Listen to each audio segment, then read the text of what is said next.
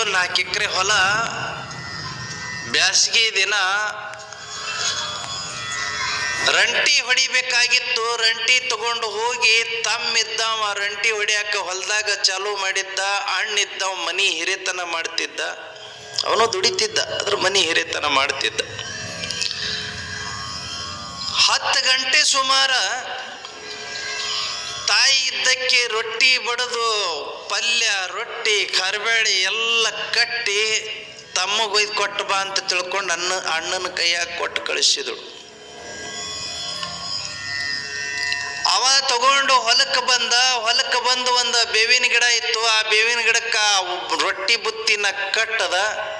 ಅದಕ್ಕೊಂದು ಖಾಯಂ ನಿಲುವು ಮಾಡಿರ್ತಿದ್ದರ್ರಿ.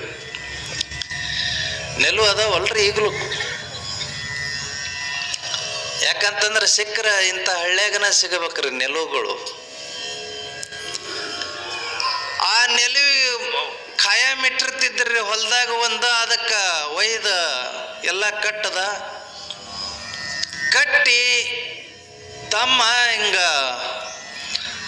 ರಂಟಿ ಹುಡ್ಕೋಂತ ಹೋಗಿದ್ದ ಹೊಲದಾಗ. ನೋಡಂತಡಿ ಹೆಂಗೆ ಹೊಡೆದಾನ ಅಂತ ತಿಳ್ಕೊಂಡು ಹಿಂದಿಂದ ಹೋಗೋ ಟೈಮ್ನೊಳಗೆ ಆ ರಂಟಿ ಹೊಡೆದಿದ್ದ ಜಾಗದೊಳಗೆ ಒಂದು ಕಡೆಗೆ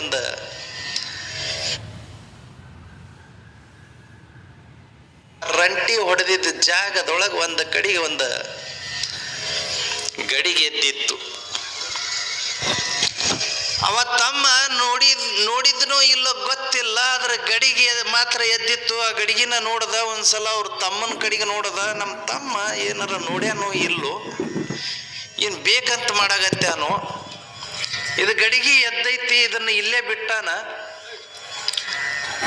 ಸುಮ್ಮನ ರಂಟಿ ಹೊಡ್ಕೋ ಅಂತ ಅಡ್ಡಾಡಕತ್ತೇನಲ್ಲ ಅಂತ ತಿಳ್ಕೊಂಡು ಅಣ್ಣನಿಗೆ ಅನಿಸ್ತು. ಅದರ ತುಂಬ ಬಂಗಾರ ಇತ್ತು.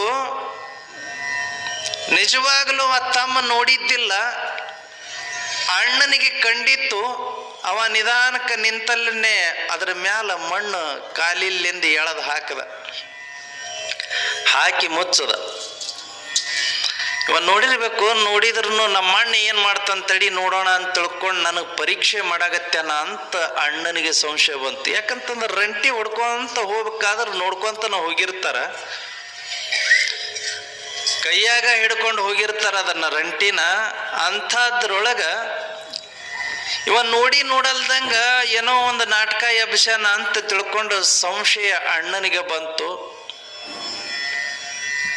ತಮ್ಮ ತನ್ನ ಪಾಡಿಗೆ ತಾನು ಹೋಗಿದ್ನಲ್ಲ, ಇವ ಅದನ್ನ ಕಾಲಿಲ್ಲಿಂದ ಮಣ್ಣು ಮುಚ್ಚಿ ಮುಂದೆ ಹೋದ ಬಳಿಕ ಇನ್ನು ಹೊಳ್ಳಿ ಹೋದನು ಅಂತೇಳಿ ಅಂತಂದ್ರೆ ಅದು ಮಣ್ಣು ಮುಚ್ಚಿದು ನೋಡಂಗದನ ಅಂತೇಳಿ ತಮ್ಮನಿಗೆ ಹೇಳ್ದ. ಸಾಕು ನಿಲ್ಲಿಸಿದ ಗೆಳೆಯ, ನೀವು ಊಟ ಮಾಡಿ ಹೋಗು ಅಂತ ಕಳಿಸದ.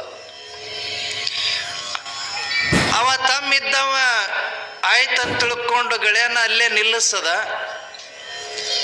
ಬೇವಿನ ಗಿಡಕ್ಕೆ ಬಂದು ಕೈ ತೊಳ್ಕೊಂಡು ಊಟ ಬಿಚ್ಚಿಕೊಂಡು ಊಟ ಮಾಡ್ದ. ನೋಡಿ, ಇಷ್ಟಾದ್ರೂ ಅವ ಏನು ಬಾಯಿ ಬಿಡಕ್ಕೆ ತಯಾರಿಲ್ಲ. ಅವ ನೋಡಲ್ದಂಗ ನಾಟಕ ಮಾಡಾಗತ್ತೇನ. ಖರೇನು ಖರೆ ನಾನೇನು ಮಾಡ್ತೀನಿ ಅಂತ ತಿಳ್ಕೊಂಡು ಅವನಿಗೆ ಸಂಶಯ ಐತಿ ಅಂತ ತಿಳ್ಕೊಂಡು ಅಣ್ಣನ ತಲೆಯಾಗ. ಅದು ಒಂದು ಕಾಲ ಇತ್ರಿ, ಹೊಲದೊಳಗನ ಬಣಿವೆ ಹೊಡ್ತಿದ್ರು. ಸಾಯಂಕಾಲ ದಿನಾ ಹೊಲಕ್ಕೆ ಹೋಗ್ತಿದ್ರಲ್ಲ. ದಿನಾ ಹೊಲಕ್ಕೆ ಹೋದಾಗ ಸಾಯಂಕಾಲ ಮನೆಗೆ ಬರ್ಬೇಕಾದ್ರೆ ತಮ್ಗೆ ಎಷ್ಟು ಬೇಕು ಅಷ್ಟು ಹೊಟ್ಟು ಸೊಪ್ಪಿ ಎಲ್ಲ ತಗೊಂಡು ಬಂದ್ಬಿಡ್ತಿದ್ರು. ಮತ್ತೆ ಮರುದಿವಸ ಹೊಲಕ್ಕೆ ಹೋದಾಗ ಮತ್ತೆ ಬರ್ಬೇಕಾದ್ರೆ ಕಟ್ಟಿಗೆ, ಕುಳ್ಳ, ಹೊಟ್ಟು, ಸೊಪ್ಪಿ ಅಷ್ಟು ಎಲ್ಲ ತಗೊಂಡು ಬರೋರು. ಮನಿ ಹತ್ಯಾಕ ಬಹಳಷ್ಟು ಜನ ಜಾಗಿಲ್ಲದಕ್ಕೆ ಬಣಿವಿ ಒಟ್ಕೊಂತಿದ್ದಿಲ್ಲ. ಯಾರೋ ಇಬ್ರು ಶ್ರೀಮಂತರು ಮನಿ ಹತ್ಯಕ್ಕೆ ಒಟ್ಕೊಂತಿದ್ರು ಊರ್ ಮುಂದೆ. ಇಲ್ಲೇನಾಯ್ತು ಅಂತೇಳಿ ಅಂತಂದ್ರ ಆ ನಿಧಿ ಏನಿತ್ತು, ಬಂಗಾರದ ಗಡಿಗೆ ಏನು ಸಿಕ್ಕಿತ್ತಲ್ಲ, ಅಣ್ಣನ ತಲೆ ಒಳಗ ವಿಚಾರಗಳು ಬರಾಕತ್ತಿಬಿಟ್ಟು. ನಮ್ಮ ತಮ್ಮ ಬೇಕಂತೇಳಿ ನನ್ನ ಮನಸ್ಸು ಪರೀಕ್ಷೆ ಮಾಡಾಗತ್ತಾನ. ಅವ ಎಲ್ಲ ನೋಡಿರ್ತಾನ. ಯಾಕಂತಂದ್ರೆ ರಂಟಿ ಹೊಡ್ಕೊಂತ ಹೋಗ್ಯಾನ, ನೋಡಿರ್ತಾನ. ನನ್ನ ಮನಸ್ಸು ಪರೀಕ್ಷೆ ಮಾಡಾಗತ್ತೇನ. ನೋಡಲ್ದಂಗೆ ಹೆಂಗೆ ಕುಂತ ಕಳ್ಳ ಅಂತ ತಿಳ್ಕೊಂಡಿವ ಅವನ ಕಡೆಗೆ ನೋಡಿದಾಗೆಲ್ಲ ವಿಚಾರ ಮಾಡ್ತಿದ್ದ. ಸುಮ್ಮನೆ ಹಂಗ ಹೊಲ ಅಡ್ಡಾಡ್ಕೊಂತ ನೋಡ್ಕೊಂತ ಅಡ್ಡಾಡ್ದಂಗ ಮಾಡ್ದ.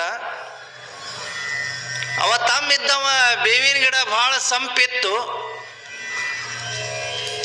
ಊಟ ಮಾಡ್ದ, ನೀರು ಕುಡ್ದ, ತನ್ನ ತಲೆ ಮೇಲಿರ್ತಕ್ಕಂಥ ವಸ್ತ್ರ ಟವಲ್ ತೆಗೆದ, ಅದನ್ನ ಸುತ್ತದ, ಹಿಂಗಿಟ್ಟ, ಅದ್ರ ಮೇಲೆ ತಲೆ ಇಟ್ಟು ಮಲ್ಕೊಂಡ. ಒಂದಿಷ್ಟು ವಿಶ್ರಾಂತಿ.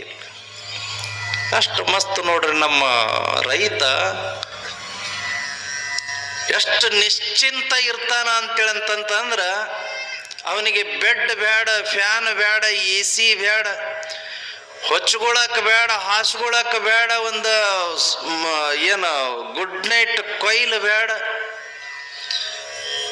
ತಲಿದಿಂಬ ಸಹಿತ ಬೇಡ. ಅದೇನ ಹೆಗಲಿ ಮ್ಯಾಲ ಒಂದು ಟವಲ್ ಐತಲ್ಲ, ಆ ಟವಲನ್ನ ಹಿಂಗ ಇಟ್ಟನು ಅಂತಂತ ಅದಕ್ಕೆ ಹಿಂಗ ತಲಿ ಕೈ ಇಟ್ಟನು ಅಂತಂತಂದ್ರ ನಿದ್ದೆ ಚಾಲೂ ಮಾಡೇ ಬಿಡ್ತಾನ. ಯಾರು ಹೊಲಕ್ಕೆ ಹೋಗಂಗಿಲ್ಲ, ಯಾರು ಹೊಲದಾಗ ಹೋಗಿ ದುಡಿಯಂಗಿಲ್ಲ, ಅವ್ರಿಗೆ ಮಾತ್ರ ನಿದ್ದೆ ಮಾಡಕ್ ಒಂದು ಗುಳಿಗೆ ಬೇಕು, ಉಣ್ಣಾಕ್ ಒಂದು ಗುಳಿಗೆ ಬೇಕು, ಉಂಡಿದ್ದು ಕರಗಸಾಕ್ ಒಂದು ಗುಳಿಗೆ ಬೇಕು. ಕರಗಿಸಿದ ಬಳಿಕ ಅದು ಗ್ಲುಕೋಸ್ ಹೆಚ್ಚಿಗಾಗಿ ಶುಗರ್ ಜಾಸ್ತಿ ಆಗಂಗೈತಿ ಅಂತ ತಿಳ್ಕೊಂಡು ಶುಗರ್ ಡೌನ್ ಮಾಡಕ್ ಒಂದು ಗುಳಿಗೆ ಬೇಕು, ಮತ್ತು BP ಒಂದು ಗುಳಿಗೆ ಬೇಕು. ಮತ್ತ ಇವೆಲ್ಲ ತಗೊಂಡ ಬಳಿಕ ಹಾರ್ಟ್ ಪ್ರಾಬ್ಲಮ್ ಆಗಬಾರದು ಅಂತ ತಿಳ್ಕೊಂಡು ಮತ್ತೊಂದು ಗುಳಿಗೆ ಕೊಡ್ತಾರಂತ್ರಿ. ಅದಕ್ಕ ನಮ್ಮ ರೈತರು ನೋಡ್ರಿ ಎಷ್ಟು ನಿಶ್ಚಿಂತವಾಗಿರ್ತಾರ. ಅವರು ಒಂದು ಕಾಲಕ್ಕೆ 1 ಕ್ವಿಂಟಲ್ ಜ್ವಾಳನ ಹೊತ್ಕೊಂಡು ಬೆನ್ನಿನ ಮೇಲೆ ಹೊತ್ಕೊಂಡು ಊಟ ಬೈಟ್ ಹೊಡಿತಿದ್ರು. ಆಮೇಲಿಂದ ಪ್ರತಿ ಹನುಮಪ್ಪನ ಗುಡಿ ಮುಂದ ಗುಂಡು ಕಲ್ಲು ಇರ್ತಿದ್ರು. ಅವು ಸಣ್ಣಲ್ಲಿಂದ ದೊಡ್ಡದ ತನಕ ಗುಂಡು ಕಲ್ಲು ಇರ್ತಿದ್ವು. ಅದೇನ ಯುಗಾದಿಗೆ ಓಕಳಿ ಅಂತ ಮಾಡ್ತಾರಲ್ರಿ, ಆ ಟೈಮ್ನೊಳಗ. ಆ ನಂತರದೊಳಗೆ ನಮ್ಮ ತಾಯಂದಿರು ತಮ್ಮ ಮಕ್ಕಳಿಗೆ ದುಡಿತೈತಿ ಅಂತ ತಿಳ್ಕೊಂಡು ಅವ್ರು ಏನು ಮಾಡ್ತಿದ್ರು ಅಂತಂದ್ರೆ, ಬೆಳಿಗ್ಗೆ ಎದ್ದ ತಕ್ಷಣನೇ ಕೊಬ್ಬರಿ ಬೆಲ್ಲ ತಿನ್ನಿಸಿ ಒಂದು ಚರಿಗೆ ಗಟ್ಟಿ ಜವಾರಿ ಆಕಳ ಹಾಲು ಕುಡಿಸ್ತಿದ್ರು. ಈಗ ಹಾಲು ಕುಡಿಸಕ ಆಕಳನು ಇಲ್ಲ, ಇವು ಕುಡಿಯವು ಮಕ್ಕಳನು ಇಲ್ಲ, ಇವು ಹೋಗಿ ಆಲ್ಕೋಹಾಲ್ ಕುಡಿದು ಬಂದ್ಬಿಟ್ಟಿರ್ತಾವ. ಮತ್ತೇನು ಕುಡಿಸೋದೈತೆ ಅಲ್ಲಿ? ಆಲ್ಕೋಹಾಲ್ ಕುಡಿದು ಬಂದ್ಬಿಡ್ತಾವ. ಕೊಬ್ಬರಿ ಬೆಲ್ಲ ಅಂತೂ ತಿನ್ನಂಗೆ ಇಲ್ಲ, ಹೋಗಿ ಕಬರಿಗೆಟ್ಟ 1-2 ಇಡ್ಲಿ ತಿಂದು ಹೊಲಕ್ಕೆ ಓಡೋಗ್ಬಿಡ್ತಾವ. ನನಗೆ ಯಾಕೆ ಬರ್ಬೇಕ್ರಿ? ದಿನ 1 ದಿವಸ ನಾ ಮನ್ಯಾಗ ಕುಂಡ್ರಂಗಿಲ್ಲ, ದಿನ ಹೊಲಕ್ಕೆ ಹೋಗ್ತೀನಿ, ನನಗೆ ಯಾಕೆ ಶುಗರ್ ಬಂತು ಅಂತ ಪ್ರಶ್ನೆ ಮಾಡ್ತಾರ. ಆಹಾರದ ವ್ಯತ್ಯಾಸ, ನಿಮ್ಮ ಜೀವನ ಶೈಲಿಯ ವ್ಯತ್ಯಾಸ ಆಗೈತಿ. ಒಂದು ಕಾಲಕ್ಕ ಉಚ್ಚಿಗುಂಡಿ ಒಳಗೆ ಕೈ ಎದ್ದಿದ್ರ ಇಲ್ಲಿ ಬರ್ತಕ್ಕಂಥ ಏನ ಗುಳ್ಳಿಗಳು ಏನಂತಾರ್ರಿ ಅದಕ್ಕೆ,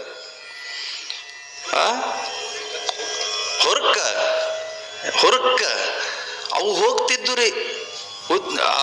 ಉಚ್ಚಿಗುಂಡ್ಯಾಗ ಅಂತಂದ್ರ ಬೇರೆದಲ್ಲ, ಆಕಳದ ಉಚ್ಚಿಗುಂಡ್ಯಾಗ ಹೇಳೋದು ನಾನು. ಮತ್ತೆ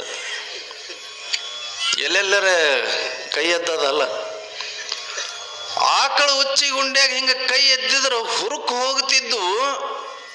ಅಂಥ ದಿವ್ಯ ಔಷಧಿ ನಮ್ಮ ಹಕ್ಕಿ ಒಳಗಿರ್ತಿತ್ತು. ಅದೆಲ್ಲವನ್ನ ನಾವು ಕಳ್ಕೊಂಡ ಬಳಿಕ ನಮಗ ದಿವ್ಯ ಔಷಧಿ ಅಂತಂತಂದ್ರೆ ಟಾಣಿಕ, ಗುಳಿಗೆ, ಇಂಜೆಕ್ಷನ್ ಇವಾಗಿಬಿಟ್ಟವ್ರಿ. ಅದಕ್ಕೆ ಹಳೇ ಕಾಲದೊಳಗೆ ಏನ ನಮ್ಮ ರೈತ ಬದುಕ್ತಿದ್ನಲ್ಲ, ಅದನ್ನು ನೋಡಿ ನಾವು ಕಲ್ಕೊಂಡು ಆ ರೀತಿ ಒಳಗೆ ಬದುಕೋದನ್ನ ಕಲಿಬೇಕಾಗೈತಿ.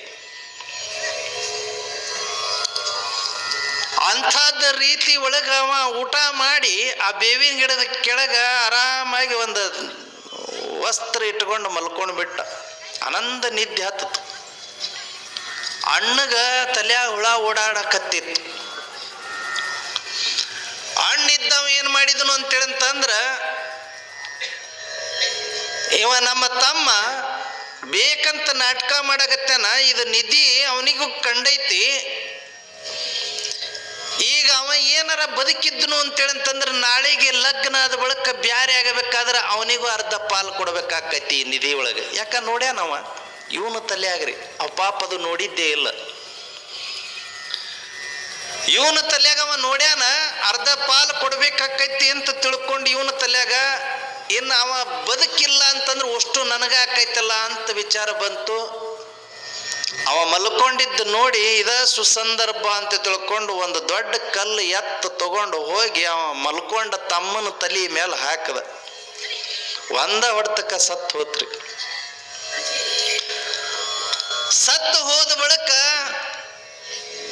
ಅದರದ ಹೆಣನ ಮಣ್ಣು ಮಾಡ್ಬೇಕಲ್ರಿ. ಆ ಹೆಣ ಮಣ್ಣು ಮಾಡಬೇಕು. ಮಣ್ಣು ಮಾಡಲಿಲ್ಲ ಅಂದ್ರೆ ಊರಾಗ ಗೊತ್ತಾಗ್ತದ. ನಿಧಿ ಸಲುವಾಗಿ ತಮ್ಮನ್ನ ಅಣ್ಣ ಕೊಲೆ ಮಾಡ್ಯಾನ ಅಂತ ತಿಳ್ಕೊಂಡು ಗೊತ್ತಾತು ಅಂತಂತಂದ್ರೆ ಎಲ್ಲರೂ ಕೂಡ್ಕೊಂಡು ರಾಜನಿಗೆ ಹೇಳ್ತಾರೆ, ನನ್ನ ಗಲ್ಲಿಗೆ ಏರಿಸ್ತಾರ, ಈ ನಿಧಿನ ಅವ್ರು ತಗೊಂಡು ಹೋಗಿಬಿಡ್ತಾರೆ. ಏನೂ ಸಿಗಲ್ದಂಗೆ ಆಗ್ತದೆ. ಅದಕ್ಕೆ ಇವನ್ನ ತಗೊಂಡು ಒಯ್ದು ಬಣವ್ಯಾಗ ಮುಚ್ಚಿಟ್ಟು ನಾನು ತೆಗೆದರಾತು ಅಂತ ತಿಳ್ಕೊಂಡು ಎಳ್ಕೊಂಡು ಹೋಗಿ ಬಣವ್ಯಾಗ ಮುಚ್ಚಿಟ್ಟು ಅದ್ರ ಮ್ಯಾಲ ಸೊಪ್ಪಿ ಸೆದಿ ಹಾಕಿ ಮುಚ್ಚಿ ಒಂದು ಕಡೆಗೆ ತೆಗಿಯಕ್ಕೆ ಚಾಲೂ ಮಾಡದ. ಬ್ಯಾಸ್ಗಿ ದಿನದಾಗ ಅಂತಂದ್ರೆ ಭಾಳ ಅಂತಂದ್ರೆ 12 ಗಂಟೆಗೆ ಹೊಳ್ಳಿ ಬಂದು ಬಿಡ್ತಾರ್ರಿ. ಹರಗಕ್ಕೆ ಹೋದ್ರೇನು ರಂಟಿ ಹೊಡ್ಯಕ್ಕೆ ಹೋದ್ರೇನು ರೈತರು ಹೊಳ್ಳಿ ಬಂದ್ಬಿಡ್ತಾರೆ. ಕೆಟ್ಟ ಬಿಸಿಲಾಗ ದಣಿಯಕ್ಕೆ ಹೋಗಂಗಿಲ್ಲ. 12, 1 ಗಂಟೆ 2 ಗಂಟೆ ಆದ್ರೂ ಇಬ್ರು ಮಕ್ಕಳು ಹೊಲಕ್ಕೆ ಹೋದವ್ರು ಬರಲಿಲ್ಲ ಅಂತ ಮನ್ಯಾಗ ತಾಯಿಗೆ ಮುದುಕಿಗೆ ಚಿಂತೆ ಆತು. ಆಕಿ ವಿಚಾರ ಮಾಡಿದಳು, ಇವು ಹೋಗಿ ಬರೋವಲ್ಲು ಅಂತೇಳಿ ಏನು ಮಾಡಾಕತ್ತೇವ ನೋಡಿ ಕರ್ಕೊಂಡು ಬಂದ್ರಾತು. ಬಿಸಿಲಾಗ ಯಾಕೆ ಬೇಕು ಇದು ಬಾಳೆವ ಅಂತ ತಿಳ್ಕೊಂಡು ಅಕ್ಕಿ ಹುಡುಕ್ಯಾಡ್ಕೊಂಡು ಹೊಲಕ್ಕೆ ಬಂದೋಡ್ರಿ ತಾಯಿ ಇದ್ದಕ್ಕೆ. ಇವ ಮಗ ಹಿರಿಯ ಮಗ ಒಬ್ಬ ತೆಗ್ಯಾಕತ್ತಿದ್ದ. ಸಣ್ಣ ಮಗ ಕಾಣಲಿಲ್ಲ. ಗಳೆ ನಿಂತಲ್ಲೇ ನಿಂತೈತಿ. ತಾಯಿ ಬಂದಕ್ಕೆ ಹಿರಿಯ ಮಗನಿಗೆ ಕೇಳಿದಳು, ಎಲ್ಲಿ ತಮ್ಮ ನಿಮ್ಮ ತಮ್ಮ ಎಲ್ಲಿ ಕಾಣವಲ್ಲ, ಬಂದೇ ಇಲ್ಲ ಮನೆಗೆ, ಎಷ್ಟು ಟೈಮ್ ಆಯ್ತು, ಯಾಕೆ ಇಷ್ಟು ಟೈಮ್ ಮಾಡಾಕತ್ತೀರಿ ಅಂತ ಕೇಳಿದಳಕ್ಕೆ. ಇಲ್ವಾ, ಅವ ನೀರು ಕುಡಿಯಕ್ಕೆ ಹೋಗ್ಯಾನಲ್ಲಿ ಹೊಲದಾಗ ವರ್ತಿ ಅಂತ ಇರ್ತಿದ್ದು ನೋಡ್ರಿ, ಅದಾವೇನ್ರಿ ನಿಮ್ಮೂರಾಗ? ನಮ್ಮ ಬೆಳಾಟ್ಯಾಗ ಒಂದೈತ್ರಿ, ವರ್ತಿ ಅಂತ ಇರ್ತಿದ್ದು. ಆ ವರ್ತಿ ಒಳಗಿಂದ ನೀರು ಕುಡಿದ್ರೂ ಅವ್ರಿಗೆ ನೆಗಡಿ ಕೆಮ್ಮು ಜ್ವರ ಏನೂ ಬರ್ತಿದ್ದಿಲ್ಲ.